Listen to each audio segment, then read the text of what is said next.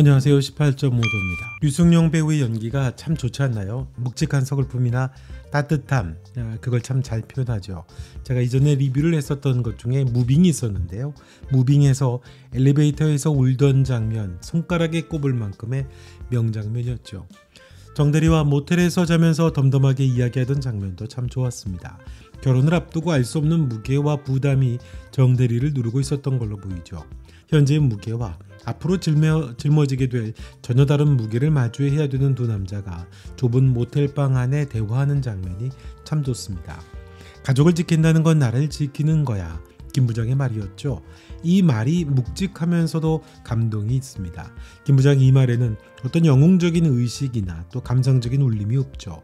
한평생 가족과 회사를 동시에 짊어지고 살아온 남자, 또 가장 중년들의 고백입니다. 하지만 가족을 지킨다는 건 나를 지키는 거야. 이 가족을 지킨다는 말에는 중년의 위기를 담고 있는 또 중년의 함정이 담겨 있는 것 같습니다. 이 말을 곱씹어 보게 되면 이건 정대리를 위한 조언이 아니죠. 아직도 자기 자신을 설득하고 있는 김 부장이 김 부장을 위한 고백입니다. 그리고 이 말 속에는 진짜 중년의 위기도 담겨 있는 것 같고요.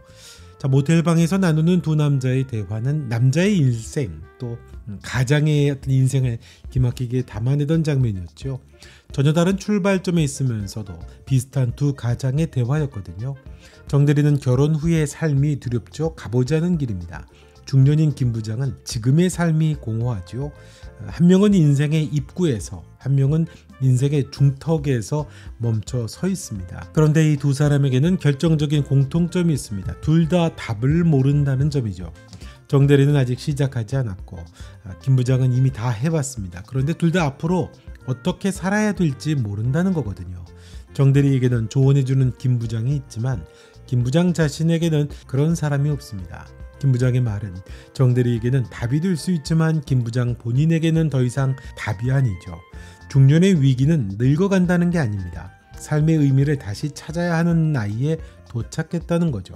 젊을 때는 해야 할 일이 곧 존재 이유였죠. 공부하고 일하고 가족을 꾸리고 아이를 키우고 가르치고 해야 할 일이 끊이지 않으니까 나는 왜 사는가라는 질문을 던질 틈이 없습니다. 하지만 중년이 되면 질문이 불쑥 들어옵니다. 이제 나는 누구를 위해 살아야 하나라고 하는 질문이죠. 해야 할 일은 하나둘 이제 끝나가거든요. 아이들은 컸고 독립을 했죠.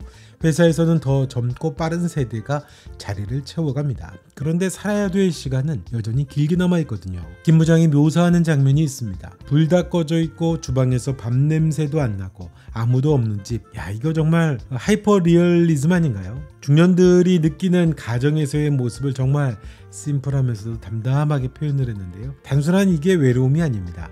자리는 지키고 있는데 역할은 사라진 사람의 시간을 정확하게 담아내고 있거든요. 여전히 가장이고 여전히 회사에 출근을 하죠. 하지만 기다리는 사람이 없습니다.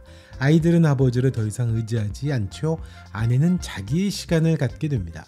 집은 그대로인데 그 안에 살아가는 온도가 바뀌게 되죠. 중년의 위기는 체력이나 건강의 문제가 아닙니다. 쓸모의 상실에서 오는 정서적인 공허함이죠. 책임은 다 했거든요. 그런데 아무도 당신 덕분이야 라고 더 이상 말하지 않습니다. 말할 필요가 없죠. 사회적으로는 여전히 필요하지만 개인적으로는 이미 비워져가는 자리가 생기기 시작하는 겁니다. 그 순간 사람이 역할이 아니라 존재의 문제에 부딪히게 되거든요. 나는 아직 의미 있는 사람인가? 이게 중년의 가장 본질적인 질문이 됩니다. 김 부장은 이 질문에 답하지를 못하는 겁니다. 그래서 여전히 예전의 방식으로 자신을 설명하는 거죠. 가족을 지킨다는 건 나를 지키는 거야. 이 말은 한때는 진실이죠. 젊을 때 가족은 지켜야 하는 존재였습니다. 하지만 시간이 흐르면 가족의 의미가 바뀌게 됩니다. 중년이 되면 가족은 자신을 버티게 하는 존재로 바뀌게 되죠. 누군가 기다려주고 기댈 수 있는 사람이 있다는 사실이 중년을 무너뜨리지 않게 만들긴 합니다. 하지만 김 부장은 여전히 지키는 쪽에 머물러 있습니다. 그는 가족의 변화를 받아들이지 못하죠. 아들은 아버지의 삶에 반론을 제기하고 문제를 제기하고 자기 생각이 있습니다. 아내는 또 노후를 준비하죠. 조용한 균열이 생기고 있습니다. 그래서 김 부장은 더욱 가족을 지킨다는 말로 자신을 붙잡고 있죠. 그 말은 위로가 아니라 불안하다는 증거입니다. 가족과 함께 있지만 가족으로부터 가장 먼 사람이 되어가고 있는 겁니다. 그래서 가족이 모인 식사 자리에서 중국집에서도 전혀 다른 말들을 하게 되고 김 부장은 전혀 가족들과 어울리지를 소통이 되지를 못했던 거죠. 가족을 지킨다고 말하지만 정작 가족과 대화하지 않거든요. 집에서 호통을 치고 자존심을 드러내게 됩니다. 왜 그럴까요? 그건 자기의 존재를 확인하는 방법이기 때문입니다. 지켜야 된다는. 근데 김 부장은 깨닫지는 못하는 거죠. 부모가 자식을 지키던 시절이 지나면 자식이 부모를 지키게 되고 서로의 삶이 서로를 지탱하는 공존의 시기가 온다는 걸 모르는 거죠. 관계는 변하거든요. 그걸 받아들이지 못하게 되면 사람은 홀로 남게 되죠. 정대리는 결혼 후의 삶을 몰라서 불안합니다. 김 부장은 이제 어떻게 살아야 될지 몰라서 공허한 거죠. 둘 다 의미를 찾아야 되는 시기에 있다는 공통점이 있는 겁니다. 정대리는 시작의 두려움을 가지고 있고 김 부장은 지속해야 되는 두려움을 가지고 있습니다. 중년의 위기는 삶이 끝나간다는 게 아니죠. 의미를 다시 만들어야 되는데 예전 방식으로만 자신을 설명하려고 하는데 있는 겁니다. 청년은 가능성으로 살고 노년은 회한으로 살죠. 중년은 그 사이에 서 있습니다. 이미 이룬 게 있지만 이제 그걸 뒤로 하고 앞으로 뭘 향해 가야 할지를 모르는 때입니다. 이룬 것과 잃은 것의 무게가 같아지는 나이. 그래서 사람이 흔들리게 되는 거죠. 김 부장은 이 흔들림을 인정하지 않습니다. 그래서 공허해지는 겁니다. 가족을 지킨다는 건 나를 지키는 거야 라는 그 말로 자신을 설득하는 거거든요. 하지만 그 말은 더 이상 완전한 문장이 아니고 본인을 설명할 수 있는 말이 아니었던 겁니다. 중년 이후의 삶은 책임의 연속이 아니죠. 의미가 재구성되는 시기입니다. 김 부장이 아직 그걸 모르고 있는 겁니다. 그래서 가족 안에서 가장 외로운 사람이 되어가고 있는 겁니다. 가족을 지킨다는 건 나를 지키는 거야. 이 말은 중년이 길을 잃었다라고 하는 증거가 되는 겁니다. 예전 방식으로는 더 이상 살 수 없는데 새로운 방식을 찾지 못한 서글픈 중년의 자화상을 말하고 있는 겁니다. 김 부장은 가족을 지킨다고 믿지만 사실은 그 믿음에 갇혀있던 거죠. 지킨다는 말의 함정은 사랑을 책임으로 바꾸고 책임을 존재 이유로 만들어버린 데 있습니다. 가족을 보호하며 살아왔지만 그 과정에 자기 감정과 욕망을 포장해버렸죠. 결국 가족을 지킨다는 말은 사랑의 언어가 아니라 두려움의 언어였던 겁니다. 지키지 않으면 무너질까봐 계속 지켜야만 하는 사람, 그게 김 부장이 빠진 함정이죠.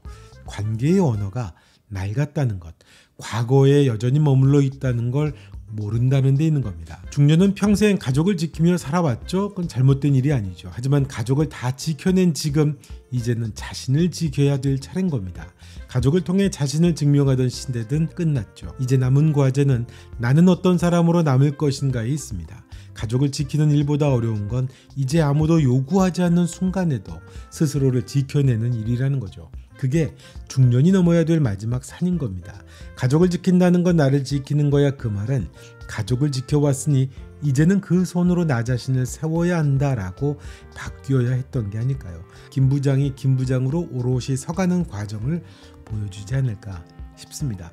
중년을 해석하고 중년의 위기와 중년의 함정을 기가 막히게 표현했던 대화가 아니었나 싶었습니다. 자, 이번 영상은 여기까지 하겠습니다. 여러분의 생각은 어떠신가요? 여러분의 생각도 댓글로 남겨주시면 고맙겠습니다. 영상 좋으셨다면 좋아요, 구독과 또 알림 설정도 부탁드릴게요. 서울의 자가를 갖고 있는 김 부장 18.5도와 함께 하시죠. 고맙습니다.